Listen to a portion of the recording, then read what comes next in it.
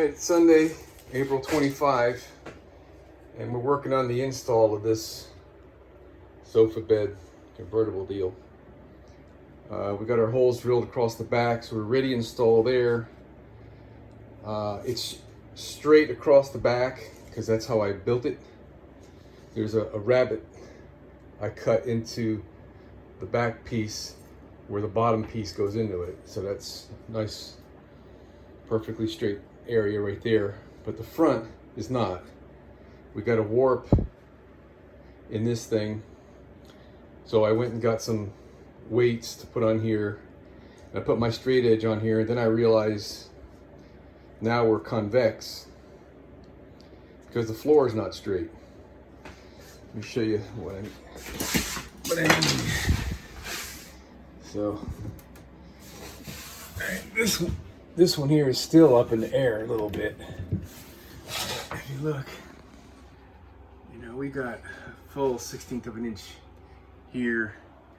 We're touching down at that end, and we're touching down at that end. So right now, it's showing that this guy is not straight. So, I mean, one thing we could do is shim up the bottom of this to get it straight.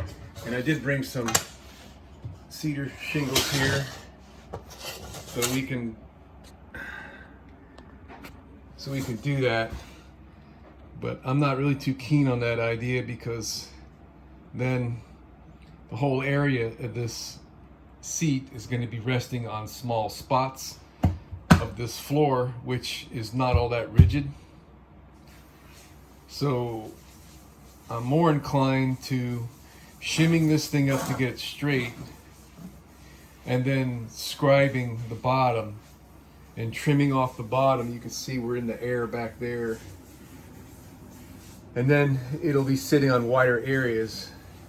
Now I think this is not going to take too much because I think most of what's going to happen is we get a rise on this side here. So if we were to trim the bottom of that a 1/16 of an inch to there, I think that's going to fix this. And then that just needs a hair trimmed off of that side. So let me start out by shimming this thing up, and I'll show you what I'm going to do. All right, so I think that's a little more than 1/16 there. That's about a 1/16 there, but now we've got this straight. All right.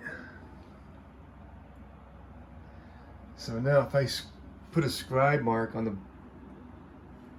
this whole cabinet all the way around, a 1/16 of an inch up from the floor, I can extrapolate from that line what I need to trim, and I could possibly get this in one shot. So what I'm going to do, I think what I'm going to do here, is just get a pencil.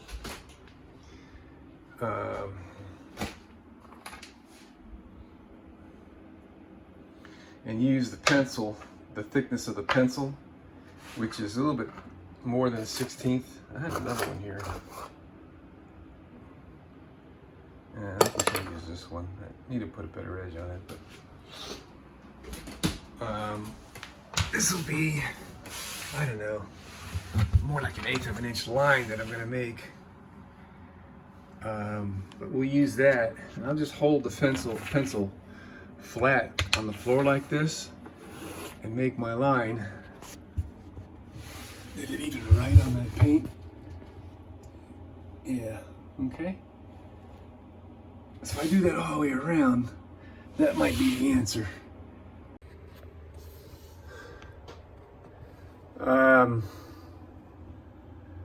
Jesus. So the thickness of a pencil is, or half a pencil, I guess I should say, is just about right for this gap right here. But when you look at, there's a crap ton of trimming to do on this. That would take me, look at this side here. That's the full amount. That will take me hours with the belt sander. Well, maybe about an hour with the belt sander with a 36 grit belt.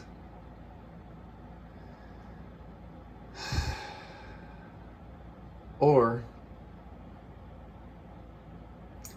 I guess what I could do is shim it, attach it with my L brackets. Oh, let's see what happens with that. So these L brackets I made. All right, there's enough wood there for where the center of the screw is. This would make a nice foot, and it would rest, the weight of this would rest on those 3 screws. If I did that, then I could caulk underneath this, and when that caulk's set up, that would give me support under there. It's not actually how I'd prefer to do this, but I don't feel like describing the bottom of this thing. Especially, it is a huge pain in the butt to get in and out of this location because it's sandwiched in between that little 3-inch corner and this side here. And now that it's painted, it's kind of sticky. The paint doesn't slide like it did when it was just wood on wood. So I guess that's what we're gonna do. So the first step that I have to do now is get these installed perfectly with some countersunk flathead screws so that it'll rest, the screw will rest in that countersink there, and this will act like a good foot. And once I get these installed, I'll be able to pull these shims out, and I might actually put the shim in there just a hair more than it needs to be to compensate for a little bit of compression that might go in and go on in there. And then once these are there, I've got my resting points to keep this line straight. Then I can concentrate on getting these to be 90-degree angles.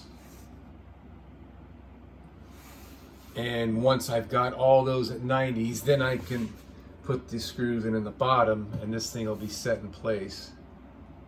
Oh, I forgot to do one thing. Now that I lifted the front of this up, I've got to push this whole unit back to make sure I'm up against the wall.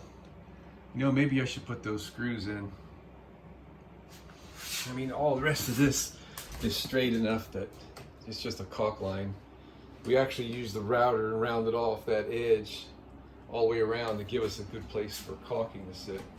And I need that little gap there so that I can pull this gray panel out for access.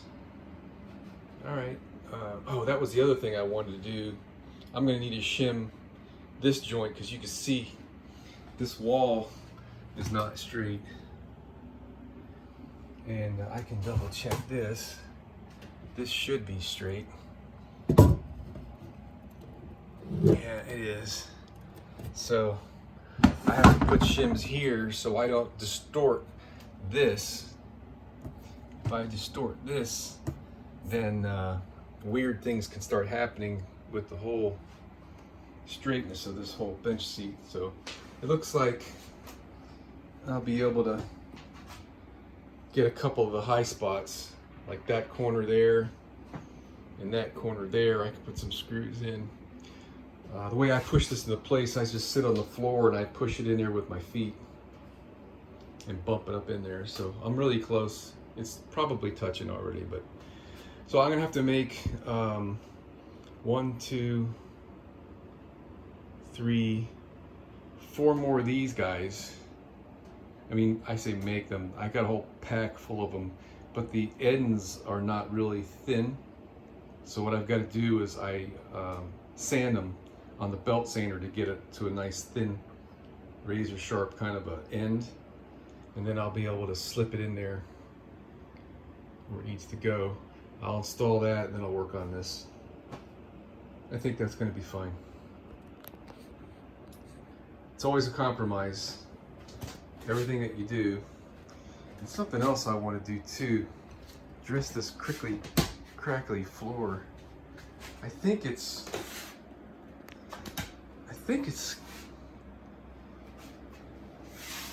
where these edges are meeting. It's going like this, even though it's so securely screwed.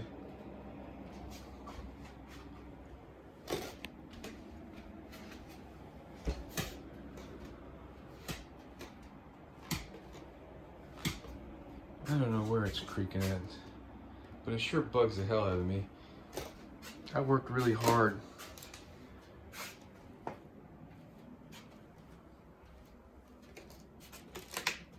See there? I worked really hard to fasten this thing really good everywhere so it wouldn't creak.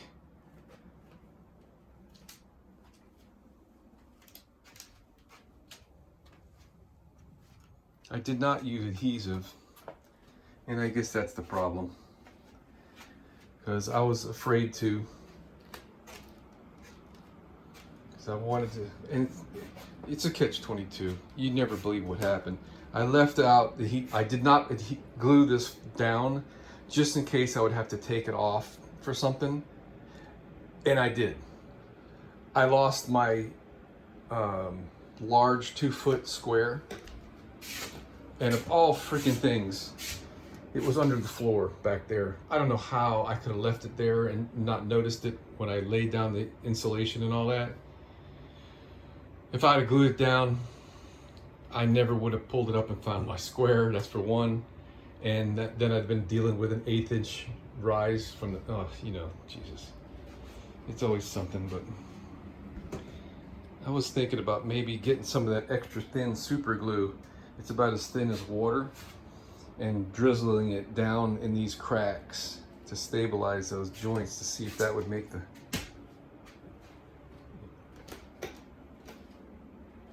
Yeah, it could also be creaking where the cabinet is sitting. I don't know. So here's the challenge. I need to use this drill guide to pre-drill the holes in those, for those L brackets, so we could, well, I just got to get a drill in there that close. Using a drill guide is like a secondary problem. The drill is too large in order to fit in that little spot. And I thought maybe I could use that drill chuck, make an adapter for this to go on the end of this, but even that drill chuck is too large. So what I'm going to try to do, I've got all these bits. I got all this stuff at a garage sale like 40 years ago. A retired Eastern Airlines mechanic was selling all this stuff. So I think what I'm going to do, I've never used this before, but this looks like the perfect thing that I need. If I can make an adapter for that hole that'll fit that bit, then I could screw this into that and use my 90-degree drill attachment with that. So here we go. Well, it's not my finest day ever, but I got it done. Where'd you go? I made that little sleeve there to hold the drill bit with a slice in it. It'd have been nice if I had a thinner slitting saw. I have some somewhere. I just can't find the darn things. But I got it done. The only thing now is it would have been nice, I guess, if this thing was set up where it would stop at the right depth, like if I had a spacer in there, or a shorter drill bit, or a cut drill bit, but I think I'm going to live with that and just eyeball it.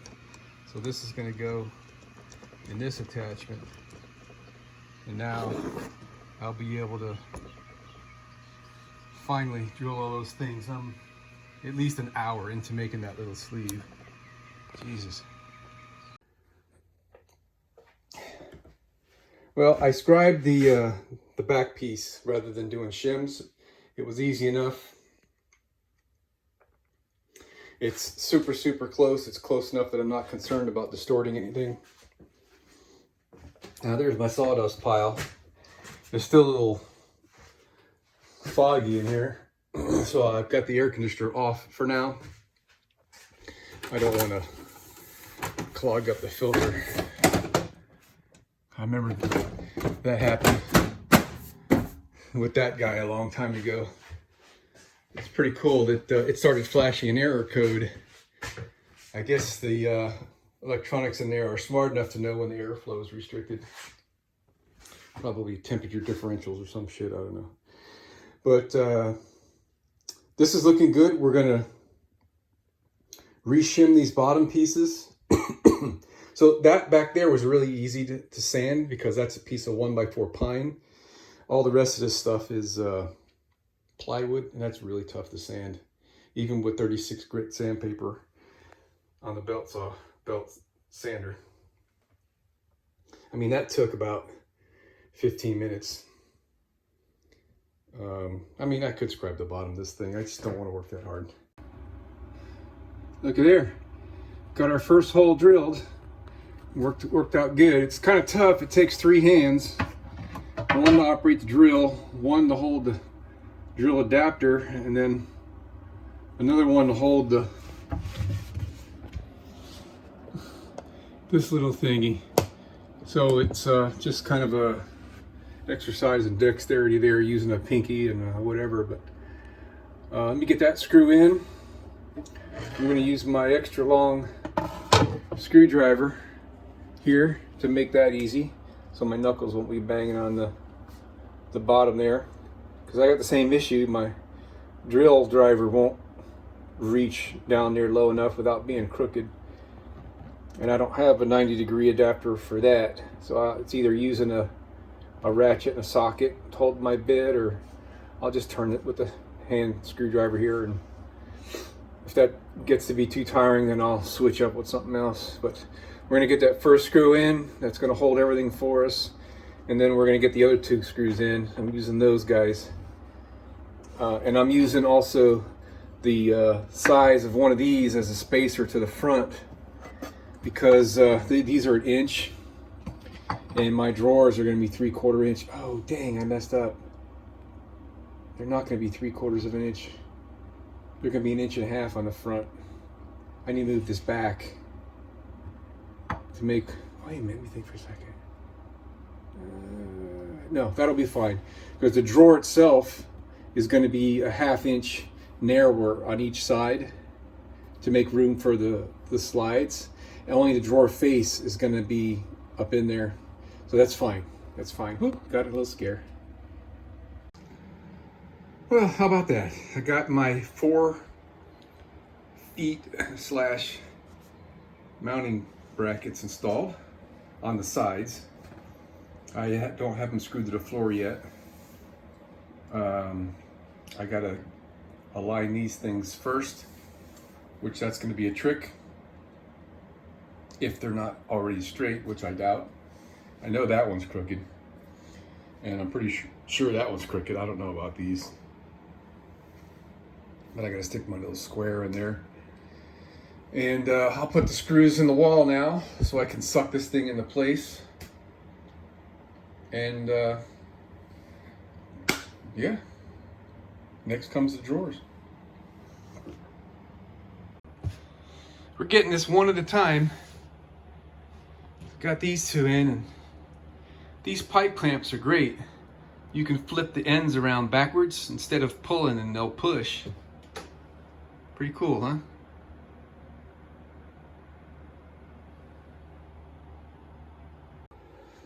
All right, look at that.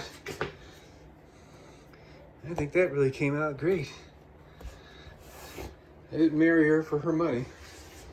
This was a queen size memory foam mattress we got on Amazon, and she cut it down.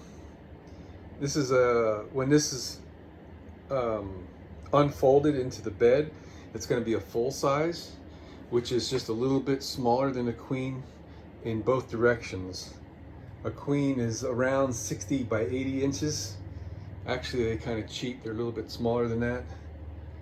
The full is 54 wide by 75, I believe, the long ways. So she had to cut it both ways. And then she re-sewed the cover back with the zipper and everything. I tell you what, she's good, huh? So that's that. This is still got another cushion we're going to be putting across the back, but the height is perfect. It feels like it's about 1 inch too tall when you first sit on it, but because it's memory foam, it takes a minute. It sinks down. It's great. And we got all of our bottom pieces all connected, and all of our pieces are square. Everything is straight. Time to start measuring for drawers. All right, here's another bit of progress anyway. I got this thing redone. This is version 2.0. Now it's the flat side is facing out, so it's flush with the front here, and our doors, when they close, they'll have something to hit them on the top as well as the bottom. And now that I'm looking at it, I think I'm going to want to cut off a little bit of this piece so that I can get my hinges a little higher, because my screws for my hinges are going to end up right where this is right now, and I've got screws in this right that looks like I need to put another one in there.